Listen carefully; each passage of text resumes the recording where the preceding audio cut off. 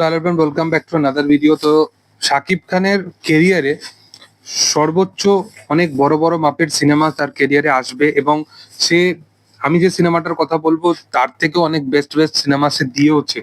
মানে বরবাদ, তুফান এই সিনেমাগুলো, এই বরবাদ, তাণ্ডব এই সিনেমাগুলো কিন্তু তুফানের থেকে কিন্তু অনেক ভালো cinema in terms of making, visual, action, যেরকম ভাবে তারা শুট করেছে সেইগুলো সবকিছু দিক থেকে। এবং রায়ান রাফি বাংলাদেশেও প্রপার শুটিং করে প্রপার ভাবে যে সিনেমাকে ভিজুয়ালি এত পরিষ্কার ভাবে নিয়ে আসা যায়, এত কিছু প্রোটোকল, এত কিছু ফ্রিকোয়েন্সি তারা সবকিছু প্রপার ভাবে মেনটেন করে যে নিয়ে আসা যায়, এটা কিন্তু সে একজন মানে কমার্শিয়াল পরিচালক হিসাবে কিন্তু সে একজন মানে দেখিয়ে দিল যে তার জন্য বাজেটের দরকার হয় না।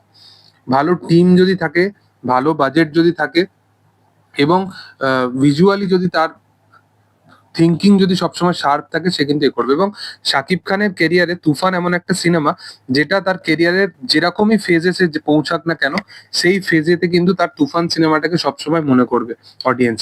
তুফান সিনেমাটা পার্সোনালি আমার খুব পছন্দের সিনেমা নয়, কিন্তু বাংলাদেশের অডিয়েন্সের খুব পছন্দের সিনেমা হয়েছিল তুফান।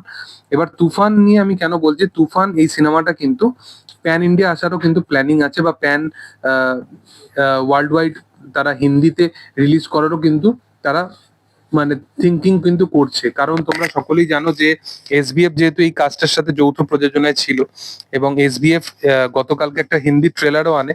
এবার সেটা কতটা কি কনফার্মেশন নাকি তারা কি কারণে আনছে সেটা আমার জানা নেই, তবে মূলত এই রিলেটেড এখনো পর্যন্ত আপডেট পাইনি যে তুফান হিন্দি রিলিজ হবে বা কি না হবে।